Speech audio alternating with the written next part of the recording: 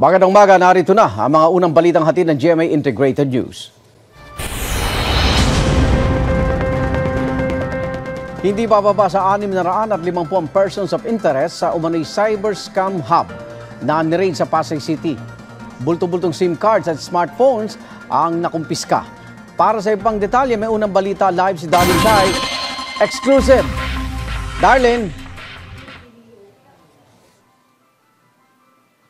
Iga, nandito tayo sa isa sa mga silid ng 5 palapag na gusali na sinalakay ng mga otoridad kagabi dito sa Pasay City. Makikita dito kung gaano ka-organized yung operasyon nila. Itong hilera ng mga cellphone na ito yung tumatanggap daw ng pera mula doon sa mga nabibiktima ng scam. So ibig sabihin, kapag may nag-light up na screen dyan, merong pumasok na pera gamit yung mobile cash apps. Ito naman, makikita natin yung mga SIM cards. Merong mga bago pa, merong mga gamit na. At ito po yung device na ginagamit sa pag-blast ng text messages. Ibig sabihin yan, yung bultuhang pag-send ng messages ng sabay-sabay. Sa buong operasyon na ito, Igan, 650 ang persons of interest na inabutan ng mga otoridad kagabi. Sa unang tingin, parang regular lang na opisina o call center ang nandito sa isang 5 palapag na gusali sa Zamora Street, Pasay. Pero sentro pala ito ng operasyon ng mga gumagawa ng umano'y iba't ibang cyber scam, tulad ng love scam at cryptocurrency scam. Sa bisa ng search warrant, ni-raid kagabi ng mga kauni ng Department of Justice, Presidential Anti-Organized Crime Commission, National Bureau of Investigation, Cybercrime Investigation and Coordinating Center, at Philippine National Police ang hinihinalang cybercrime hub. Bulto-bultong SIM cards ang nakita. Marami ring smartphones. May mga device din na ginagamit daw sa pag-blast ng text message o iyong pagsisend ng maraming messages ng sabay-sabay. Kadalasan naman sa ganitong mga operation, meron tayong asset sa loob. At itong asset sa loob ay ginawa nating lead, no? Lead for the intel that we can gather. At nag-build up na lang yung ating mga law enforcement to secure the evidence that's needed to produce a search warrant. Isa sa mga scam na umano'y ginagawa nila ang tinatawag na love scam, kung saan naghahanap sila ng mga pwedeng nakawan ng pera sa mga dating app. Narito pa ang tila script na ginagamit nila sa pakikipag-usap sa mga nais biktimahin. Sa ilang computer screens na inabutang naka-on, kita pa kung paano makipag-usap ang mga empleyado sa mga target nila. Tulad na lang ng isang ito. Isabela ang pangalan ng nakikipag-usap, pero lalaki ang totoong nasa likod ng account. Kadalasan naman yung mga tinatarget sa love scam, mga foreigners. Nakita natin bukas, yung ka-chat dito ng parang customer service representative ay mga banyagang, puting banyaga. 650 na individual ang inabutan ng mga otoridad dito. Itinuturing silang persons of interest. Mahigit 400 ang Pilipino. Halos 200 naman ang Chinese at Indian nationals. Base sa inisyal na investigasyon ng mga otoridad, Rivendell Global Support Incorporated ang pangalan ng kumpanya. May lisensya raw silang magpatakbo ng Pogo pero front lang daw pala ito. Licensed service provider, itong establishment na to, no? So kung siguro, posible dati, lehitimo yung kanyang ginagawa na nagsaservice talaga siya ng mga Pogo natin. Pero lumalabas, nagkaroon kami ng intelligence, no, na ginamit namin para sa search warrant, ay may mga scamming talaga na nagaganap dito, no. Sabi naman ng mga empleyadong nakausap namin, hindi nila alam na illegal ang ginagawa nila. Basic info lang po. Ano pong ibig sabihin nun? Yung pangalan lang po, edad, yun lang po. Nang alin? Nung tao po. So paano pong ginagawa ninyo? Papakilala lang din po kami. Dating app po. Tapos? Yun lang po ma'am, yung basic info lang po talaga nila. Pagkakuha raw ng impormasyon, ipapasa na raw nila sa ibang unit. Ang empleyado namang ito, 2 buwan pa lang daw ng pagtatrabaho rito. Minimum wage daw ang sahod niya. Team leader lang po ako dito. Ako lang po yung nagmo-motivate sa kanila para makapag-output, makakuha ng magandang data. Anong data yung kinukuha nila? Yun po, yung basic information lang po nila. Basic information ng client. Yun lang po. Ayon naman sa mga otoridad, inaalam pa nila ang pagkakakilanlan ng mga leader ng kumpanyang ito. Lumalabas mga Chinese nationals yung mga nagpapatakbo nitong establishment na to. Isa rin sa inaalam ay kung paano sila nakakapag-operate kung tapos na ang deadline ng SIM registration. Sa ngayon, tuloy lang yung pag-iimbentaryo ng mga otoridad dito, pati na yung pagkuha nila ng detalye doon sa mga taong naabutan nila rito. At tuloy-tuloy lang din po yung malawakang operasyon ng gobyerno laban nga dito sa mga cyber scam hubs at sa mga susunod na araw ay may nakapila na puraw sila na mga i-operate. Sa ngayon, yan ang unang balita dito sa Pasay City. Ako po si Darlene Kai para sa GMA Integrated News. Sakit na ang ilang evacuees sa mga evacuation center sa Dagupan City. Ubo, sipon at lagnat ang kanilang sintomas. Nagtalaga na ng nurse na magbabantay sa mga evacuee. Tiniyak naman ng mga lokal na opisyal na sapat ang supply ng gamot para sa evacuees. Nagpapamigay na rin sila ng vitamins, mga gamot pang-maintenance at gamot kontra leptospirosis. Sa ngayon, hindi pa pinapayagang makauwi sa kanilang mga bahay ang mga evacuees dahil malaking bahagi ng Dagupan City ay lubog pa rin sa baha. Kahit wala ng bagyo at dumalang na ang pag-uulan, mataas pa rin ang baha sa ilang lugar sa Bulacan. Napipilitang makipagsapalaran sa baha ang ilang residente para makabili ng pagkain at makarating sa kanilang pinagtatrabahuhan. May unang balita si James Agustin. Abot baywang ang baha sa bahaging ito ng Barangay San Agustin sa Hagonoy, Bulacan kahapon. Ang mga residente kung hindi lumulusong sa baha, nakasakay sa bangka. Hanggang binti naman ang taas ng tubig sa talipapa. Tiis-tiis ang mga nagtitinda, maging ang mga mamimili. Kailangan namin maglakad mula bahay hanggang Kabayanan. Halos 3 barangay yung kailangan naming daanan. Ang tubig ng dinadaanan namin hanggang Tuhod, hanggang Bewang para lang marating namin yung Kabayanan dahil doon lang may bukas na tindahan. Ganito naman ang sitwasyon sa Barangay San Juan. Pinasok na rin ng tubig maging ang kanilang simbahan. Sa Purok 3, Barangay San Miguel, abot binti ang tubig. Kaya may mga sumasakay na ng bangka kapag aalis. Hanggang baywang pa nga sa ibang bahagi ng kalsada. Ilang araw na rin lubog sa tubig ang unang palapag ng mga bahay. Kaya nakataas sa mga gamit at appliances ng mga residente. Sa loob ng bahay may tubig na rin kaya karamihan ng mga tao dito iniinda na yung pagkakaroon ng alipunga. Lahat sila halos nagrereklamo na dahil wala nang tuyo. Ang tuyo na lang dito kapag may papag ka, sumampa ka. Namahagi ng relief goods ang LGU sa tulong ng BFP sa mga apektadong residente sa Barangay San Juan. Tumulong na rin ang mga pulis sa pamahagi ng relief goods sa Barangay Palapat. Kagabi nananatili pa rin baha sa ilang kalsada sa Barangay San Agustin. Pinangangambahan ng mga residente ang high tide ngayong umaga. Mahirap. Pagka lalo may bata kasama sa bahay. Wala naman magawa. Ganun din. Maging ang mga negosyo apektado. Ang clothing store na ito pinasok na ng tubig. Kaya itinasa ng may-ari sa mga upuan ng kanyang mga paninda. First time sa 3 years na yung store ko. Pero ngayon lang pinasok siya. Pumunta ako ngayon dito para i-secure na yung mga stocks ko. Safe siya. Kahit naman may baha, tuloy ang operasyon ng isang kainan. Mahirap pong gumalaw kasi po may tubig. Yung mga customer nyo? Mas di po sila nakagalaw. Sa Barangay Santo Niño, lubog sa baha ang unang palapag ng mga bahay. May naka-standby din na bangka na ginagamit ng mga residente. Baha pa rin ang mga kalsada sa Barangay Santa Monica. Ang ilang tricycle ipinarada na sa tulay para hindi maabot ng tubig. Si Mang Alberto, bagamat mas mataas na sa ordinaryo ang pinapasadang tricycle, ilang araw pa rin daw hindi nakabiyahe. Pagka medyo bumababa na yung tubig, saka pa lang ako nakakabiyahe. Pero pagka yung isasabay ko yung high tide at saka yung tubig nga ng baha, hindi na kami nakakabiyahe. Sa bayan ng Paumbong, may baha pa rin sa ilang kalsada tulad sa Barangay San Isidro 1. Ang ilang residente pansamantalang sa kapilya tumutuloy. Ganito rin ang sitwasyon sa ilang kalsada sa Barangay San Vicente na abot binti pa ang taas ng tubig. Ito ang unang balita. James Agustin para sa GMA Integrated News. Ongoing pa rin ang libreng sakay ng LRT2 sa mga atleta at delegado ng palarong pambansa. Nagsimula yan noong Lunes at magtatagal hanggang sa August 5. Ipakita lang ang inyong palarong pambansa ID para makapag-avail ng libreng sakay. Maagang abiso sa mga motorista dahil po sa pinsalang dinulot ng bagyong Egay, Falcon at hanging habagat. Magsasagawa ng emergency road repairs ng DPWH sa ilang kalsada sa Metro Manila. Kabilang po dyan ang bahagi ng EDSA Busway mula sa Buendia, Makati City hanggang Muñoz, Quezon City.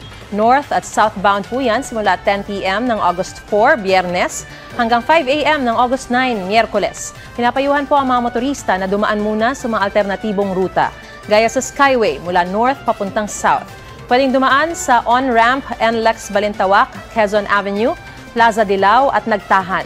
Kung off-ramp naman, maaari kayong dumaan sa Quezon Avenue, Nagtahan, Zobel Buendia, Naiya 1, 2 at 3, Doña Soledad, Dr. Santos, Alabang Zapote at SLEX Elevated Extension. Kung south to north naman ng inyong biyahe, pwede pong dumaan on-ramp sa SLEX Elevated Extension, Alabang Zapote Road, Dr. Santos, Doña Soledad, Quirino, Nagtahan at Quezon Avenue. Kung off-ramp, ang alternatibong ruta ay sa Magallanes, Don Bosco, Amorsolo, Buendia, Quirino, Nagtahan, Quezon Avenue, Sergeant Rivera, A. Bonifacio, Balintawak at NLEX. Pwede rin pong dumaan sa Mabuhay Lanes ang mga pribadong sasakyan. Plano ng Department of Agriculture na mag-angkat ng 1.3 million metric tons na bigas. Ayon kay DA Undersecretary Mercedita Zumbilya, may nakatakda silang pulong kasama si Pangulong Bongbong Marcos para pag-usapan ito. Kakaunti na raw kasi ang bigas na nakaimbak sa National Food Authority. Sa ulat ng NFA, kung ang pagbabasihan ay daily consumption, aabutin na lang daw ng 2 araw ang kanilang stock. Sabi naman ni Zumbilya, ang stock ng NFA ay maliit na bahagi lamang ng kabuuang rice inventory ng bansa. Gayunpaman, kailangan na raw itong mapunan bago pa magkaubusan. Sa Setyembre o Oktubre pa raw kasi ang peak ng anihan ng palay. Kitang-kita mula sa outer space ang ganda ng Taal Volcano at kuha yan ng astronaut na si Sultan Al-Neyadi mula sa International Space Station. Litaw po ang hugis ng kaldera ng Taal, pati ang lumalabas na usok.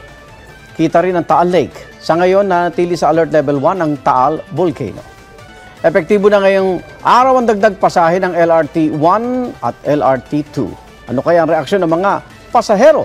Live mula sa LRT 2 Antipolo, may unang balita si Nico Wahe. Nico?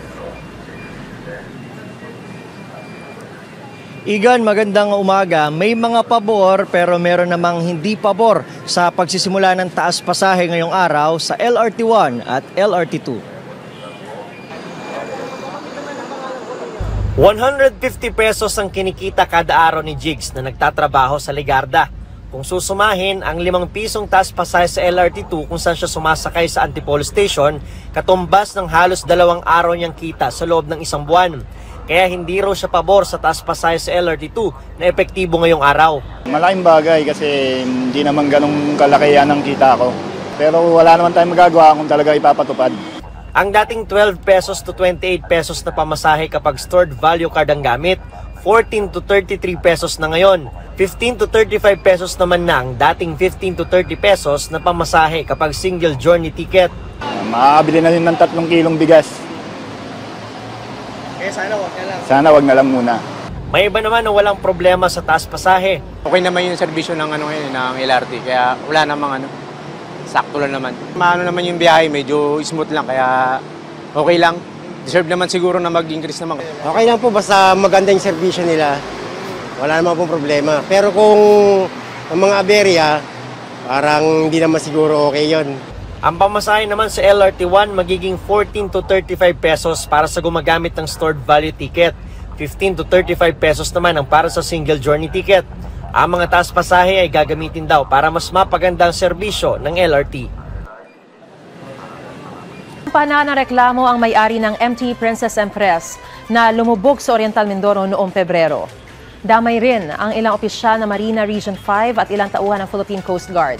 Sa isinampa reklamo ng NBI Environmental Crime Division sa Ombudsman, sinabi nito nagkaroon umano ng sabwatan sa pagitan ng RDC, Rayald Marine Services, ilang opisyal na Marina Region 5 at ilang tauhan ng Philippine Coast Guard sa pag-i-issue ng mga certificate sa barko. Ipinunto ng NBI na dahil sa questionableng pag-aaproba sa construction certificate, affidavit of ownership at builder certificate ng barko, malaya itong nakapaglayag. At kalaunan nga'y lumubog at nagdulot ng malawakang oil spill. Sinisikap pa ng GMA Integrated News na kunin ang panig ng mga inireklamo. Tatanggap na ng Department of Agriculture ang 4,000 metric tons na puting asukal na donasyon ng Department of Finance, Bureau of Customs. Mula ito sa kargamentong kinumpiska ng Customs dahil sa kakulangan ng papeles. Simula kahapon ay mabibili na nasabing asukal sa iba't ibang kadiwa, market at stalls. Ang 80,000 sako ng puting asukal na galing Thailand ay dumating sa Port of Batangas noong January 12. Inaprubahan ng Department of Finance ang mungkahing idonate ang asukal sa DA. Muli dinaan ng ilan sa nakakaaliw na paraan ang karanasan nila sa kabi-kabilang baha. Pero ang tinatawag ng ilan na Filipino resiliency may hangganan din daw at dapat tapatan ng pag-aksyon ayon sa isang senador at isang ahensya. Narito po ang unang balita ni Mark Salazar.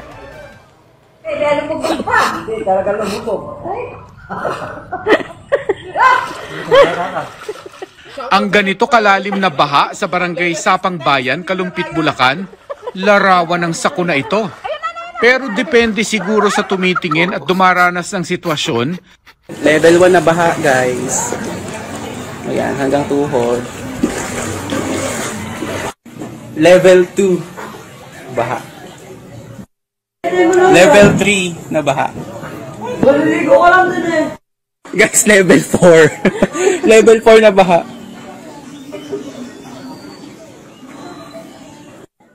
Level 5, guys. Guys, level 5 na. Bibili lang ng pagkain si Renz pero ganito kalalim ng tubig baha ang kailangang suungin. At sa kabila ng panganib sa kanyang kalusugan, nakukuha pa niyang tumawa pa. Level 3. Walang natirang tuyo sa bahay nila Renz na mistulang swimming pool pero masaya pa rin, pati mga kasama niya sa bahay. Dito tayo sa gitna ng laot. May iba namang oportunidad ang nakikita sa baha, gaya ng dalawang ito sa Kalumpit din na nagtiksay fishing habang masama pa ang panahon. Sa mga maniniksay, pero ito okay lang. Ang karaniwan nating tawag sa ganito ay resiliency. Pero ang sabi ni Senador Loren Legarda sa 35th National Disaster Resilience Month, may hangganan rin naman ang resilience eh. Kailangan talaga ipatupad natin ang batas. I would like to see a time when there's no time for resilience because we did it right at the first time. Ang Office of Civil Defense at NDRRMC mismo ang nagsabi, kulang pa ang pagpapatupad sa mga risk reduction at disaster management laws. Hindi daw kasi ito madali. Kailangan pagbutihin pa namin yung koordinasyon. Hindi naman ito kaya ng isang ahensya lang. Sabi nga ng eksperto sa disaster response, ang tunay na definisyon ng resiliency ay ang kakayanan ng komunidad matuto sa leksyon ng sakuna para maiwasan itong maulit pa. Resilience is everyday action prepared. It's the ability to absorb the shock, to resist the effects of the shock, and to transform our ways of doing things that we can proactively respond better. Ayon kay Dr. Emma Porio ng Ateneo de Manila, kung tunay tayong resilient, wala na dapat sa action plan at budget ang evacuation centers at food packs. I feel that we have focused on really, evacuating and all that stuff. But I think we have to build the capacities of everyone. I think resilience is everyday action. Yan yung ideal situation. Lahat yan pipilitin nating mangyari na halos automatic na sa tao yung pagtugon. Alam na nila yung gagawin kapag merong banta ng kalamidad. Ito ang unang balita. Mark Salazar para sa GMA Integrated News. Resilience is great, pero sana act, do not just react, di ba? Always. Anyway, si Bea Alonzo ang bagong celebrity ambassadress para sa 2022 Census of Agriculture and Fisheries. Ayon sa Philippine Statistics Authority, napili nila si Bea dahil sa kaalaman niya at ng kanyang pamilya sa agriculture at fishery. Kwento rin ni Bea, fishery ang unang business ng kanilang pamilya noon. Na-feature na rin sa kanyang vlogs ang kanilang farm. Nakatakdang gumawa ang aktres ng TV at radio ads para mas marami pa raw at na magsasaka at mangingisda ang makibahagi sa census. Good news para sa mga OFW, libre na ang Overseas Employment Certificate o OEC para sa mga rehire o balik manggagawa na OFW. Base ito sa memorandum na inilabas ng Department of Migrant Workers, epektibo mula noong July 29, 2023. Ayon sa DMW, ang pag-waive ng bayad sa OEC ay kasunod ng paglunsad ng OFW Pass application kung saan pwedeng ma-access ang digital at secure version ng OEC. May pilot testing na ang OFW Pass sa Saudi Arabia, UAE, Qatar, Hong Kong, Singapore, Malaysia, Oman, Japan, Taiwan at United Kingdom. Ang OEC ay required sa lahat ng paalis na OFW. May bayad ito noon na 100 pesos. August pa lang pero nag-ala Santa Claus na si Taylor Swift sa ilang tauhan ng kanyang Eras Tour. Nagbigay si Taylor ng tig $100,000 o mahigit 5 milyong piso sa 50 truck drivers nila. Aabot ito sa $5 million o more than 270 million pesos. Nagbigay rin daw si Taylor ng bonus sa kanilang band members, dancers, caterers, lighting and sound technicians at iba pang staff members pero hindi sinabi kung magkano. Ang pamibigay ng bonus ni Taylor ay bilang celebration ng pagtatapos ng kanyang Eras Tour sa Amerika. Sunod sa kanyang tour ang North America, South America, Europe at Asia. Lahat kami nag-aantay na for the Asia. Anyway, nahaharap sa panibagong copyright lawsuit sa Los Angeles ang British pop star na si Dua Lipa. Yan ang sinampang kaso ng musician na si Bosco Cante laban kay Dua Lipa at label niyang Warner Music Group. Sabi ni Cante, hindi niya binigyan ng permiso na gamitin ang device na talkbox sa remixes ng hit song na Levitating. Entitled daw siya dapat sa mahigit $20 million na kita ng kanta. Wala pang pahayag sa Reuters ang kampo ni Dua Lipa at Warner Music Group. Ito na ang ikatlong copyright lawsuit sa Levitating na nirelease noong 2020. Na-dismiss nitong June ang unang kaso na isinampa ng reggae group Article Sound System. Ongoing naman ang isa pa na isinampa ng songwriter na sina Sandy Linzer and L. Russell Brown. Samantala, may participation si Filipina voice actor Inka Magnayes sa upcoming DC superhero film na Blue Beetle.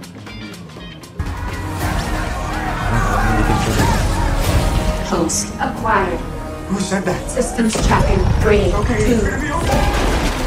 Para sa Philippine release ng Blue Beetle, si Inka ang napiling maging voiceover ng Scarab. Wow, ang Scarab o Kajida ay isang Asian alien relic na dahilan ng pagtatransform ni Jaime Reyes, played by Cobra Kai star Solo Marindueña, para maging Blue Beetle. Abangan ng Blue Beetle dito sa Pilipinas sa August 16. I'm excited. Abang ko to. Watching the... Usap-usapan ngayon ang nakunang larawan ng Bulkang Mayon na tila ba may suot na salakot. Kwento ng photographer na si Joris Ruel Bartolome ng Ginubatan Albay, na-amaze siya dahil unang beses niyang nakita na ganitong kaganda ang Mayon. Paliwanag ng Pag-asa, ang malaplatong ulap na nakapalibot sa bulkan ay tinatawag na lenticular cloud. Kadalasan nabubuo daw ito sa mga mountainous area gaya ng Mayon. Posible daw na nakahalo sa ulap ang abo na nilalabas ang bulkan kaya naging mas visible ito. Balikan po natin sitwasyon sa LRT2 Antipolo Station ngayong unang araw ng pagpatupad ng taas pasahe. Daron po live si Nico Wahe. Nico. Igan, magandang umaga. Ito nga, nakapanayam nga natin kanina si LRTA Administrator Attorney Hernando Cabrera at ayon sa kanya ay hindi raw lahat ng pasahero ay makakaramdam nitong panibagong taas pasahe sa LRT1 at LRT2. 20% daw sa mga pasahero ang hindi makakaramdam nito. Lalo yung mga maikli lang ang distansya sa biyahe. Ang mas makakaramdam daw ay yung mga mas mahaba ang distansya, lalo yung mga dulo-dulo ang biyahe na nasa less than 50% lang daw ng mga pasahero ng LRT1 at LRT2. Ayon kay Cabrera, June na raw ang taas pasahe. 2015 pa ang huling beses na nagtaas ng pasahe ang LRT. Ang mga kikitain sa taas pasahe, marami raw mapupuntahan. Una dyan ay pambawas sa subsidiyang binibigay ng gobyerno para sa operasyon ng LRT1 at LRT2. Gobyerno raw ang nagbabayad ng loan na ginamit sa LRT1 at LRT2. May ambag din daw ang gobyerno sa maintenance ng mga tren. Maintenance cost pa lang daw ay kulang na ang kinikita sa pamasahe bago itong taas presyo. Sa kita ng LRT, sa kada taon, 3% dyan ay napupunta sa gobyerno. Ang tira ay para sa maintenance nito. Ibinida naman ni Hernando na lahat ng pasilidad sa mga estasyon ay nagagamit na. Tulad ng malinis na mga comfort room na pwede raw kainan ayon sa kanya. Gumagana ang mga escalator at elevator. Madalang din ang aberya sa mga tren. Narito naman madalang din ang mga aberya sa mga tren. At kanina rin, nakausap din natin si Attorney Hernando at sinisiguro niya sa mga pasahero na ang lahat ng ibabayad nila ay mapupunta sa magandang serbisyo.